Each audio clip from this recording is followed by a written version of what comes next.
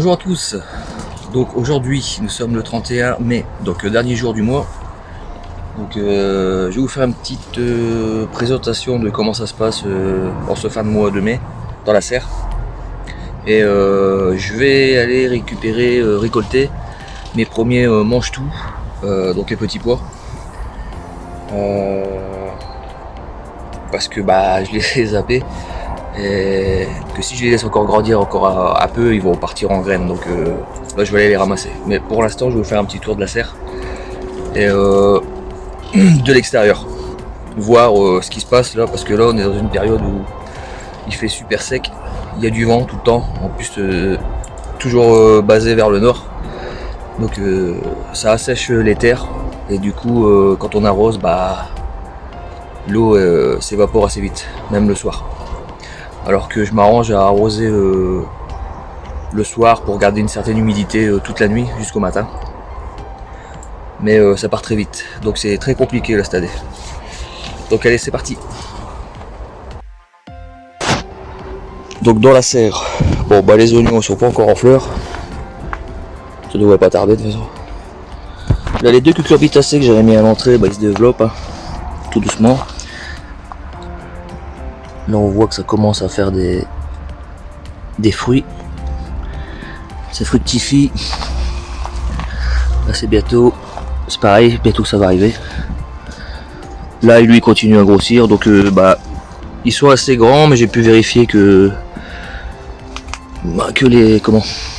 les bulbes en fait se formaient. Donc je les laisse parce qu'ils partent pas en fleurs. Donc si vous avez cette grandeur dans une serre, parce que là c'est de l'ail. L'ail violet que j'avais mis cet hiver, mais c'est normal en fait, c'est sûrement à cause de la chaleur, mais les bulbes se forment, donc laissez-les si vous voulez qu'ils soient comme ça. Pour ce qui est des tomates, donc ils ont grandi, forcément en serre ça marche. Donc là ce que je vais faire, parce que là ça y est, ils sont bien partis. Ils sont assez grands. Et je vais enlever les premières feuilles du bas, ainsi que les gourmands.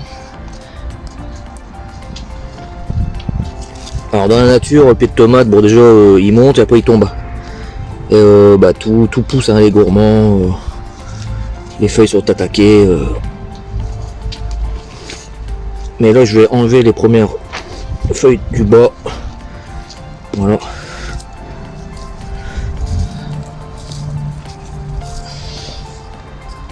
On enlève les gourmands.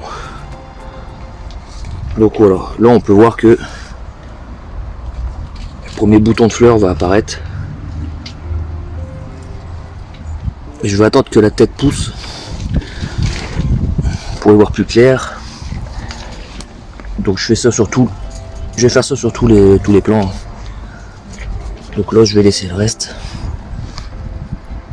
C'est surtout pour pas que les feuilles touchent le sol, pour pas qu'il y ait de maladie. Donc voilà, celui-là il n'y a pas de gourmand. Les poivrons, ils sont toujours chelous.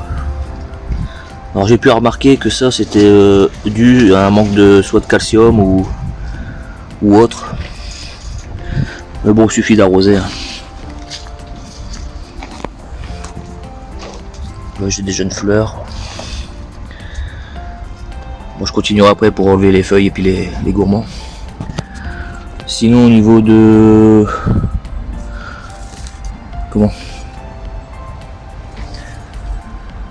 des fleurs,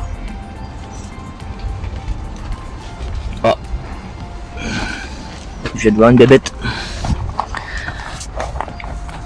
Alors qu'est-ce que c'est? C'est toi qui manges mes feuilles.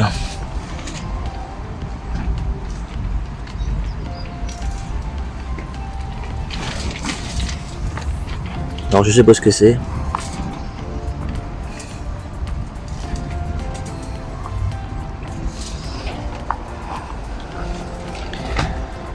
Je sais pas du tout.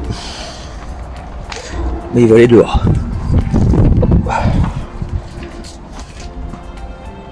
En plus c'est la même couleur que le bois alors.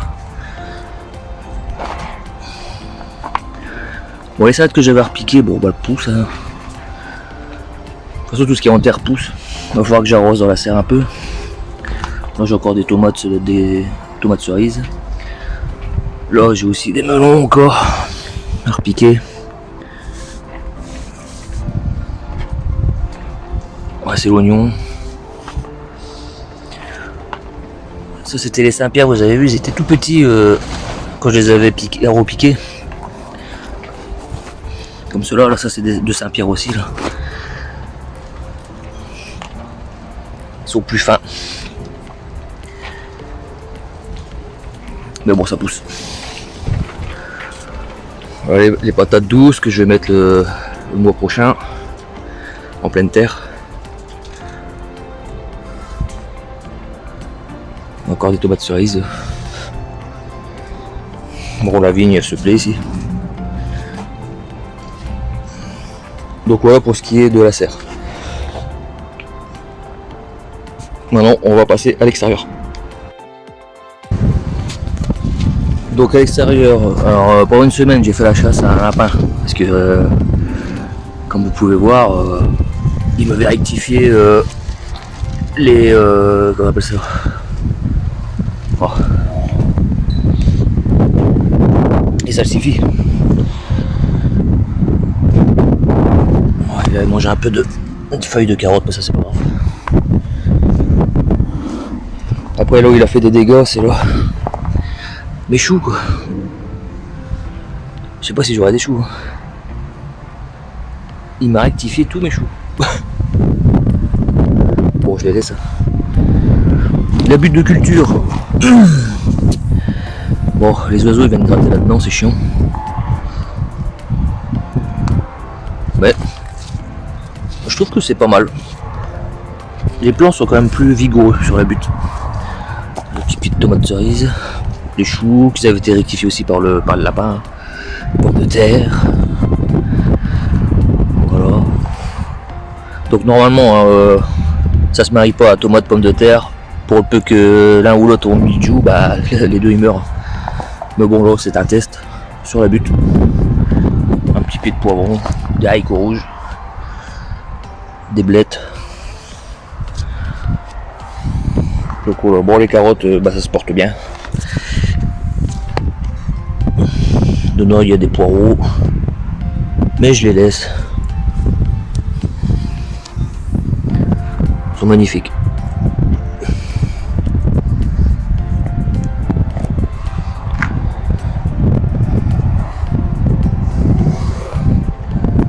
Ici j'avais fait 2 lignes de salade et puis une ligne de poireaux, mais il fait tellement sec, pourtant j'arrose.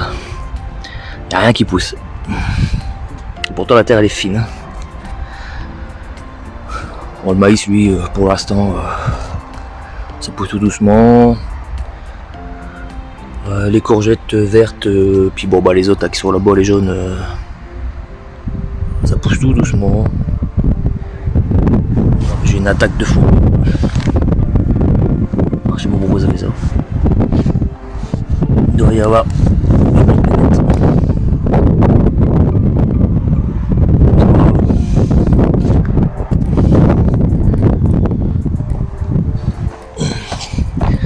Là dedans les melons, c'est un truc de dingue comment ça pousse bien.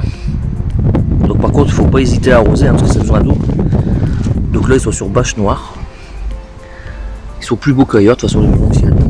Donc j'avais changé la bâche parce que la première que j'avais mis ça allait pas, hein, ça cuisait à l'intérieur, donc j'ai mis la bâche de forçage avec des trous là. S'il y a de l'air qui passe.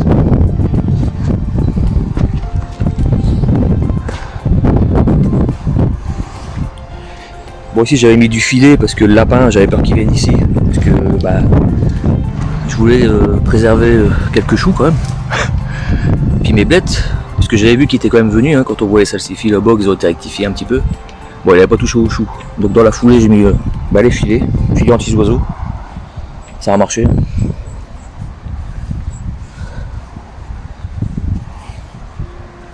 Les fraises, bon là, ça y est, hein, c'est parti, hein, je récolte à foison.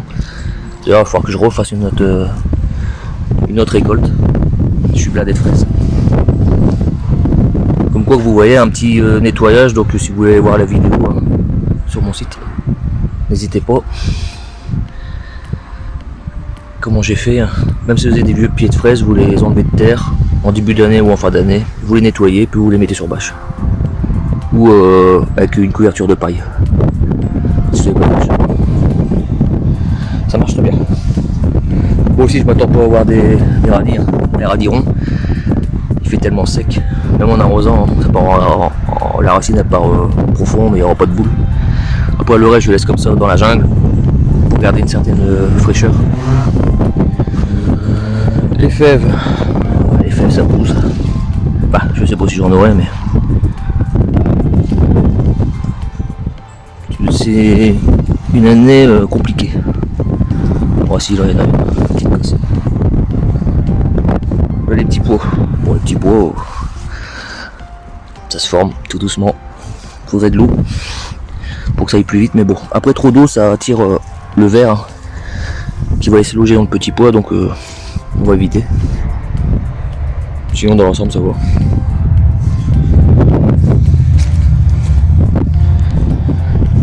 Oui, quasiment ça pousse, ça part en fleurs, en graines. Ici j'avais nettoyé cette petite bande, puis mis des haricots rouges. Et là pourtant j'ai pas arrosé beaucoup, bah il se porte bien. Là il y a un peu de cucurbitacées. Là-bas ça pousse. Cucurbitacées, les fraisiers, les tournesols. Ici les fleurs, les lupins. Ils ont grandi, hein. Ça c'est grâce à la potion magique. Donc ma potion magique, bah, c'est mon urine. Étant donné que je ne pas de médoc. Ça marche très très bien. Donc 10% dans 10 litres. Ça fait pas grand chose. On continue. Bon cette planche où il y a un peu de tout. Donc les oignons où je vais arroser avec du javel, mais bon, ça va être compliqué de les sauver, ils sont bouffés par le ver. Regardez si je tire, c'est tout pourri. Les échalotes, bon, ça doit être pareil. J'aurais pas grand chose cette année, j'ai jamais eu d'oignons et d'échalotes. Enfin, quelques-uns sur les années, mais bon. Là les carottes j'ai pas démarré, je les laisse comme ça. De toute façon, quand on voit les pieds, à mon avis, on va quand même avoir sacré carottes. Bon, après un peu de tout, haricots rouges, fèves, blettes, un petit mélange.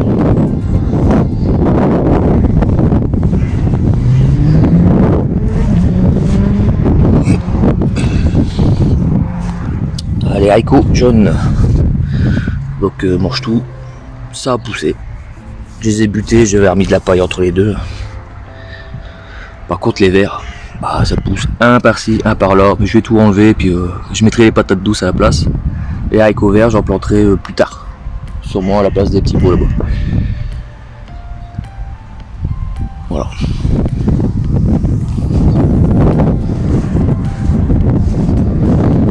Les chicons, bah, c'est la jungle, ça pousse, comme dans les champs.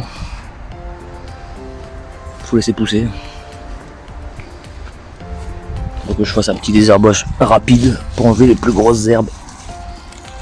Pissenlit. Ça pousse vite les adventices, ça pose à l'eau. Les topinambours, le mur. Donc ouais le lapin, c'était un jeune. Donc il s'était foutu dans mon coin où je fais pourrir du bois. Donc j'avais tout enlevé, en fait il était là-bas dans le coin.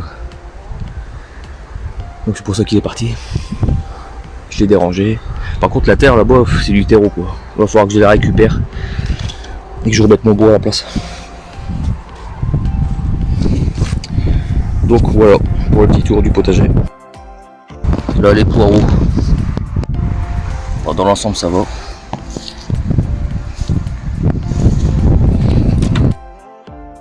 Donc c'est parti pour la récolte des mange-tout. Donc vous voyez là ils sont grands, ils sont bien, donc il est temps. Donc comment on reconnaît que c'est un mange-tout? Il n'y a pas de fil. Par contre si vous prenez la même cause de petit pois que vous la pliez, vous essayez de la casser, elle va rester accrochée parce qu'il y a des fils de chaque côté. Là non, là si je la casse, il n'y a pas de fil. Donc c'est pour ça, ceux-là c'est des mange-tout. Donc je récolte et je vous fais voir à la fin. Donc voilà, cette petite vidéo se termine. Donc j'ai récolté les mange-tout. Donc bon, il n'y a pas grand chose, hein. Une petite poignée comme ça, mais bon, vous mélangez ça avec des petits pois, pommes de terre, champignons. Une fois que c'est cuit, vous repassez ça au beurre à la poêle.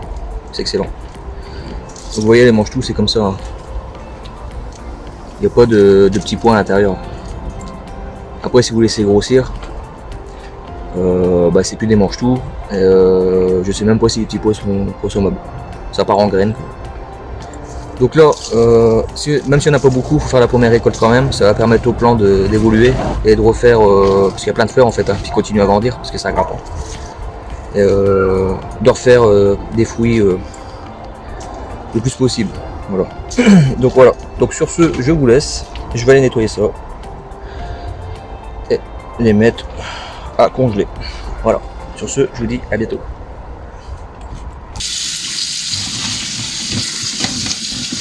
Donc on les rince.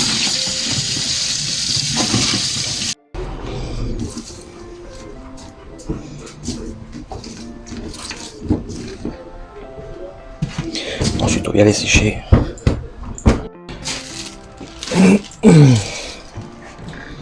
Ensuite je les mets dans un sac de congélation.